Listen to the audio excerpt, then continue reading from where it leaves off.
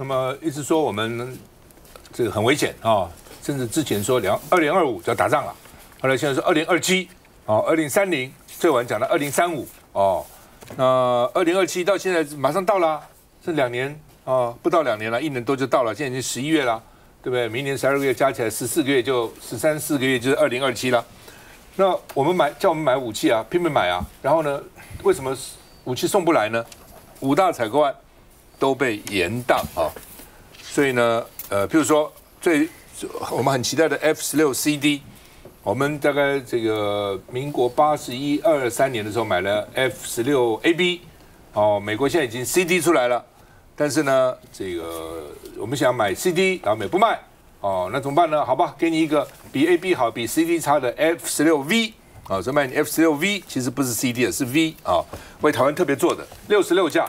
哦，本来就早就应该交货，明年应该交完了，2026年应该货交完，到现在一架都没有啊，都没有啊。原定2026交货完毕啊，注意啊，完毕啊。那什么时候完成呢？不知道啊。那现在只是说明年一定会给你飞机，一定有一架也是有啊。哦，那另外呢，这个飞弹啊，这个飞弹也是搭配 F-16V 的飞弹啊。那原来说是2026要交，之前要交完，现在改成2028。啊，那会不会再延？你认为会不会再延呢？我认为会。那然后呢，这个就1359亿，那个飞机也是2400-500亿哈。然后呢，鱼雷啊也是2026改成2028。海鲲号我们都知道了，这个潜舰呢也现在下水都潜到水里都还没有哈。那说一个是发电系统，一个是整合系统，什么时候完成？我们猜，而且呢，中间有一些是跟美国买的。哦，那呢，云豹装甲车的轮壳啊，也不知道什么时候说还跟厂商打官司啊。那总计光这3项跟美国的就3886亿，哦，那100多亿美金啊。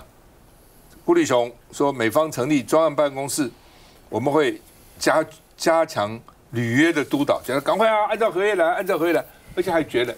这个通常我们公共工程什么，如果你违约延迟要付款，要扣款，要赔偿处罚，军售没有，完了就完了，那你要怎样？我卖你就是给你恩惠了，你还要怎样啊？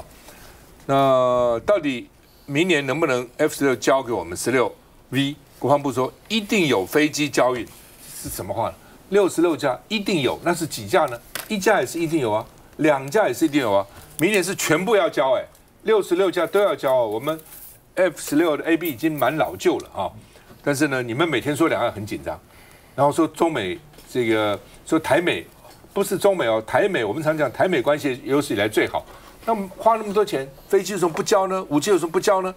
所以呢，军方尴尬与闪躲，军方也没有办法，也不是他做的，那怎么办呢？又不敢得罪美国，再得罪他以后不卖了哦。那因为川普现在到处叫人家加国防经费，到处都在加国防经费啊，根本做不出来啊，真的做不出来啊，那怎么办呢？我们看一下。军购遭见延宕，国防部态度，国民党立委无法接受。他们都比我们晚签约，可是他们都比我们早拿到，他们已经接装了，我们都在帮他找理由。而且还说进度正常，你通常把它往后延，当然进度正常。最瞩目的就是 F-16V， 原定66架，2024年起分批交机，至明年底要全数交件。不过现在已经2025年的11月，一架都没交件。今年就已经会完成10架的组装，那还有待测试的过程。那在线的。连同这10架加起来，总共有50架在线组装，在全数加班赶工的一个阶段，在明年全数完成交运，我们觉得当然有一定的风险跟挑战，但明年一定可以看得到 F-16V 的交运。除了 F-16V， 国防部证实还有两岸也延宕，射程可达130公里 AGM-154C 飞弹，规划要让 F-16V 挂载，原定2026年交运完毕，不过现在再延2年。MK48 的重型鱼雷同样延后到2025到2026年。至于一度也被说延宕的刺针飞弹，部长否认，强调依期程交运。另日前，美国卡托研究所曾指美对台军售延迟交运金额高达6000多亿元，顾立雄也澄清，但无论如何，军售延宕是事实。好吧，到底该怎么回事哈？来，这个洪庭怎么看？我觉得应该分2个层面来看这个事情哦，就是说第一个部分，美国的延宕，我觉得这是必然的现象。第一方面就是美国它本来的制造能力就差，就在这些问题上面。再来就是说整个地缘政治上来讲，我们大概有几个部分啦，像 F-16啦这些，有的去支援乌克兰，有的在俄乌的这个战场上。那有一些延宕的，包括所谓的刺针啦、鱼叉啦，这些海马斯啦这些部分。那还有爱国者的系统，那有的去支援了以色列，有的大部分都还在俄乌战场上在做消耗。所以这个是一个地缘政治的现实。可是我们在面对美国这样子的一个军购的时候，我觉得我们应该要想清楚一个上位问题。就我现在看到民进党的这个状况，就是民进党最近一直在强调第一件是什么？国建国造，就海鲲号的事件。然后再来就是说，我们军购一定要赶快拉到这个整个GDP 的5%。还有呢，我要在赖清德这次的国庆演说里面，他说他要做所谓的台湾盾，就台湾洞这件事。这3件事都要耗费中华民国超级大的钱。可是我们的防守策略跟我们的整个的国防的策略到底是什么？如果我们现在只有一笔钱，我们是不是应该要把这笔钱花在最值得的用途上面，跟最容易交货的东西上面？那个东西是什么？我觉得民进党政府一直没有跟大家讲清楚说明白，国防部也一直没有讲这些东西。我们现在看到的就是全线delay。每一个东西看起来都很重要啊，没错啊，海鲲号也很重要，这个第2级啊，台湾盾也很重要，这是在防守啊。然后呢 ，F-16也很重要啊，那你的飞行员到底够不够？每一条线都在进行当中，可是每一条线都没有准备好。我们是不是真的认真回过头来讲说，如果你真的认为就是说我们迫切的面临到这么严重的危机的时候，你整体国防战略应该要改变啊。你应该从哪些地方开始做起？比如说，如果真的是从所谓的这个台湾洞开始做的话，你到底是要做无人机，还是做高空的，还是中空的，还是低空的拦截？这些部分没有一个是用专业在讨论的。我现在看到的，就是说我们现在所有看到的东西，就是人家要我们买什么，我们就买什么。然后呢，到底有没有准备好，不知道。然后呢，什么时候交货不知道，地缘政治有很大的这个冲突，这个大家都知道。可是如果有一天真的发生任何的突发的状况，那我们现有的这些东西我们准备好了吗？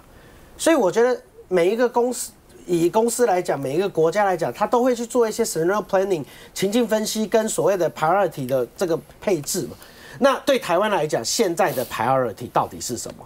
我们的整体的策略到底主轴是什么？我上个月我到了芬兰，我去看他们的这整个国防的危机的这些演练。看完以后回来，我刚好遇到很多从美国来的智库的朋友，他们说你们台湾在做所谓的这个防空演习，根本就是在玩扮家家酒啊！你们防空演习说你们有人民有编组吗？你们有进到所谓的防空洞吗？你们甚至在2楼以上的要进空，你们有进空吗？我看大家都是乖乖的待在办公室，然后继续看电视嘛。所以，当整个国外的朋友他们认为说，当他们看到这么紧张的这个状况，结果他看到我们第一民众对这些国防的事情不完全没有这个认真的这样的一个态度。第二，在看到整个军购的这个在国防的这个 placement 上面，你没有一个先后的顺序，你也完全没有一个你要努力 focus 的一个方向，那他就认为就是说，那你这个国家针对你的国防你是没有招啊，你每一条战线你都在开，但是每一件事情你都做不好。如果今天真的台湾这么危险，我们把所有的资源集中在立即能够取得，而且最重要的防卫体系上面，甚至是立即能够取得的不对称的这样的一个的武器上面，这才是最重要的，而不是到现在这样子每一条线都在延宕。客观有客观的因素，主观有主观的因素，但我觉得最重要的一件事，最简单就是我们民进党所治理的中华民国底下，你的国防政策的先后顺序到底是什么？没有这个东西，其他都是白谈啊。这个怎么觉得？是，我觉得我们今天来有审查了哈，结果他推的更激进，我就消遣他了。我说你这个，你当初你当国防部长，很多人就在想说，为什么你可以当国防部长？你的专业在哪里？你对三军了解多少？啊，有些人这样评论说，他当国防部长，因为他是律师出身，律师很会辩，很会去凹，所以这时候来讲的话，我就想看到的现在的国防部。是什么？你这个顾立雄能不能够发挥你的专业？当这样我们钱交了，他东西没有给的时候，能不能跟他索？你说不能索赔，那赔偿可以吧？对不对？或者是补偿好了，补偿什么补偿？我加买可以吗？我说我跟你买 F-35，你这个没有给我，那我加钱 F-35卖给我可不可以？你真的要把台湾打造为豪猪，要让台湾的战力提升到一定的嘛？你像 F-16V 显然是不够的，显然不够的。我这样提，他都没有办法回答，他都没有办法回答。我说那你律师，你总是律师性格拿到国防部长的时候，总要跟美国跟他 argue 什么东西，什么都没有。所以我就讲了一句话说，我说这个是美国爸爸说怎么样，台湾儿子就怎么点头，就变这个样子，他都不敢讲话哦。他不敢讲话，那我要提一个东西就是什么？我们在这个节目讲说他我们算过总共200亿美金没有交货，他现在就是因为他有些的计划这个。改里面的合约往后延，所以没有这么多，只有大概3000亿左右，2-3千亿左右。他特别强调这个东西。第一点，那么第二个，我要提到的是什么？我们可以看到说，你要台湾增加预算，结果川普刚刚有人提到了，川普从上台到现在没有批过一次我把武器卖给台湾，一个项目都没有。那我们凭什么又要编1兆？的特别预算，有人讲1兆，有人讲1兆3。我上个礼拜问顾立雄明白跟我讲，已经编出去了，好，现在这个案子在行政院在审核，那这里面呢7年1兆，或者有人讲1兆3，所以平均每一年就多1000多亿的负债，全部举债的超过1兆的特别预算。主要就是买美国的武器，但是问题在现在为止，川普一向都没有准说要卖给你什么。在过去是怎么样？是美国总统先批准了，我们再编特别预算。那现在呢，他都还没有批准，我们就开始编特别预算。我不知道赖清德急着什么，急着向美国来表功说，你看你要3%，我达到了；你要5%，我在努力当中，要等等的。全世界来讲的话，其实。你注意看，老共占GDP 也不到，他军费占 GDP 也不到2%，韩国、日本大概2%多，欧盟也还没有到2.5%，我们现在已经3.3了，这么高的还要往上编，因为编特别预算，所以这一部分来讲的话，我觉得国防部欠老百姓一个说明，为什么美国都还没有卖给你，你就要编1兆多？谢谢大家回来。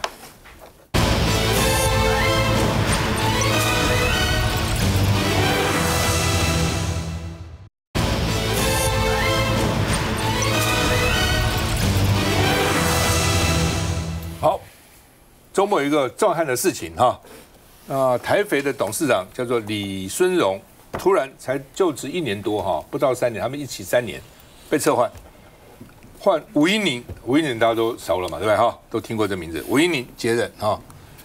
那吴音宁是东吴大学法律系毕业的啊。那他当过农产营销公司总经理啊，他出风头的是农产营销公司啊。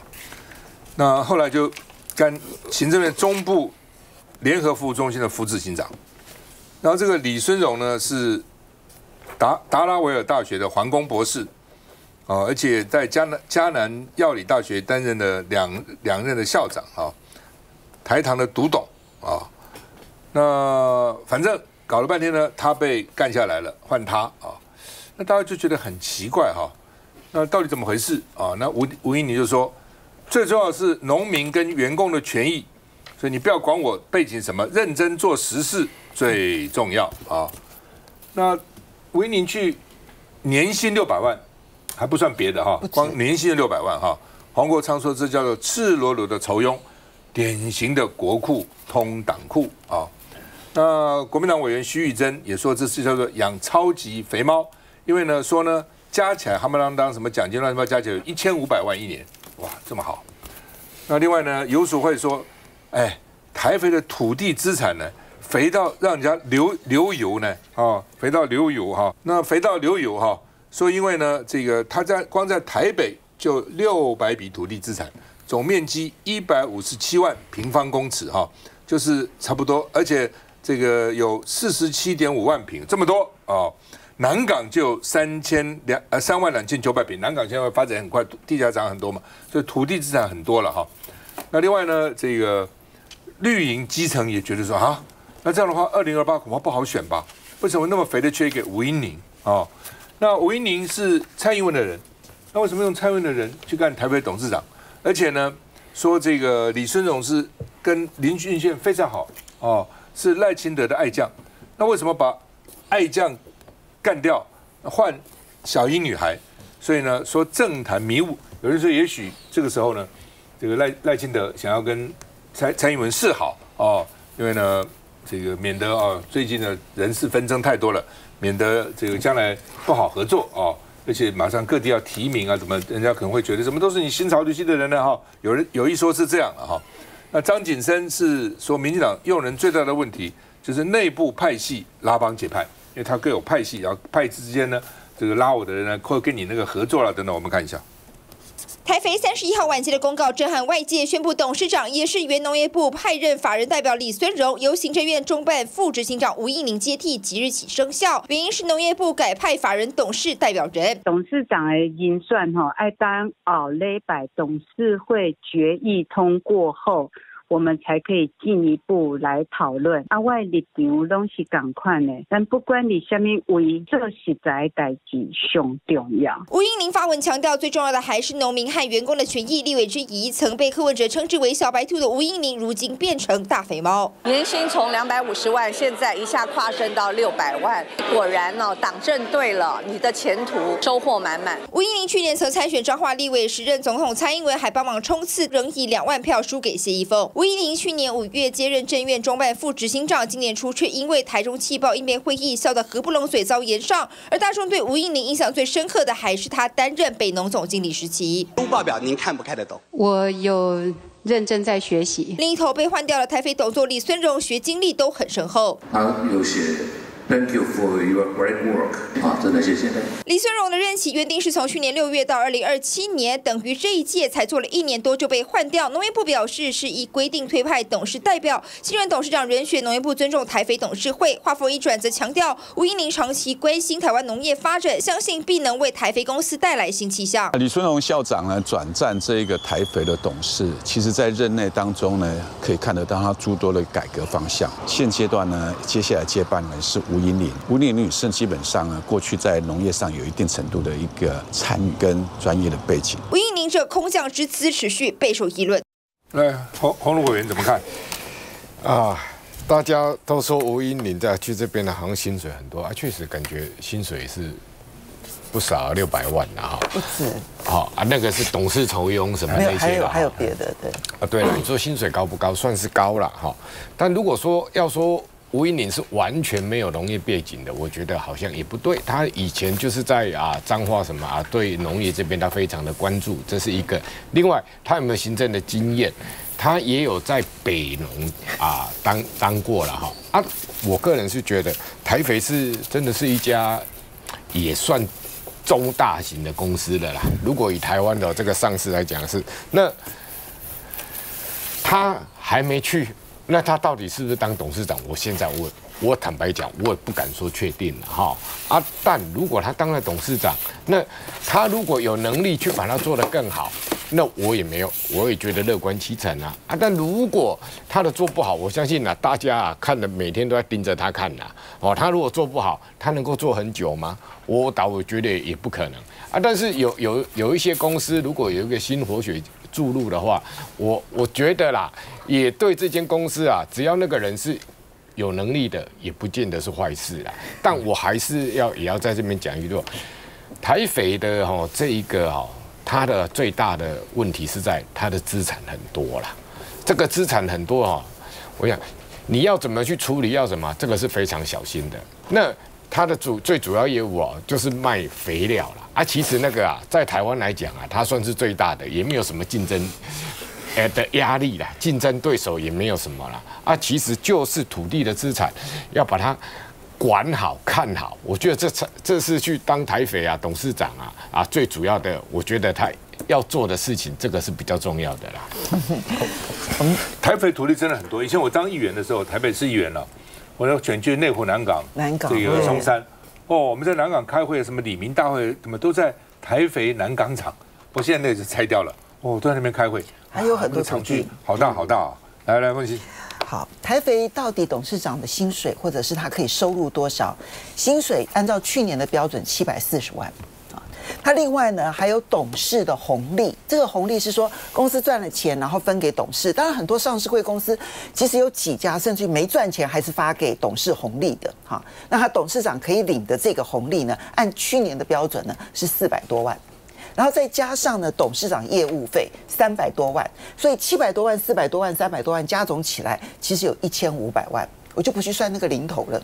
那1500万，好，那当然第一个就是说钱这么多，好，那第二个就是专业或不专业。坦白说，李孙荣我也不认识，大家都不认识。不认识的原因啊，其实很简单，因为他没有争议。他其实去年上任，他是不是赖友友？他真是赖友友，他是赖清德用的自己人。可是你有听过有任何一个在野党的人攻击他吗？没有。为什么？因为他够专业啊。那就算是赖友友，只要够专业，没有人有话说啊，对不对？他学的是化工，然后学的是环保，然后呢，他是这个嘉南这个药理大学的校长。他没有问题，而且他当过台糖的独立董事，所以他也对于这一些这种拥有大资产的这些准国营事业，为什么？因为其实现在持股都不到50%了，哈，准国营事业到底应该如何管理土地，他都有经验。那请问一下，刚刚这个吴怡宁他得有什么经验？他有一个不会看财报的台北农产预销公司总经理的经验。然后呢，他有一个选彰化选不上立委的经验，然后有一个酬庸的中部办公室的副执行长的经验。除此之外，他有什么经验？做个乡公所主秘啊。他最大的经验就是他的父亲是吴胜。对。那除此之外，我也看不出来他有什么样的经验。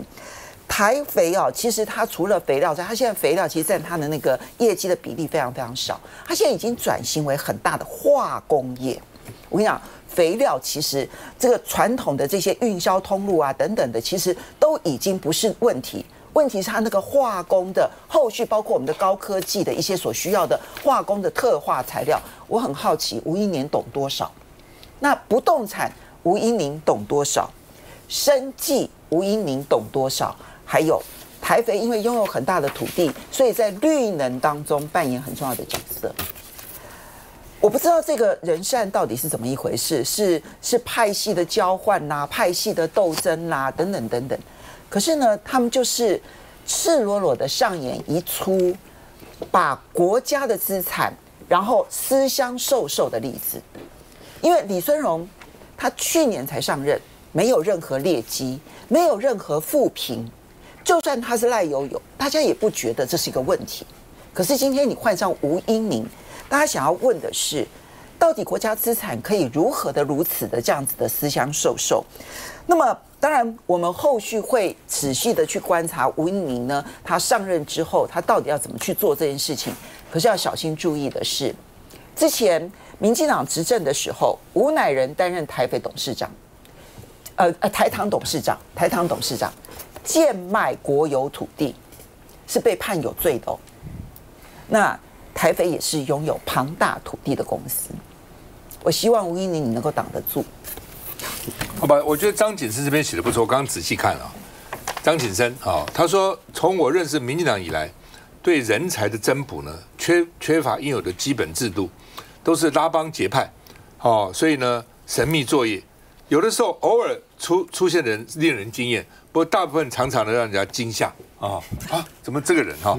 那另外呢，他就说呢，这个党的政治人才被派系化，职位竞争被分赃当筹码然后呢窄化为这个权力竞争所以呢，如果民进党要长期执政，要承担国家治理的责任，要把人事从丛林带回文明，不要放任派系分赃来派系分食了我觉得其实讲得不错了，需要再回来。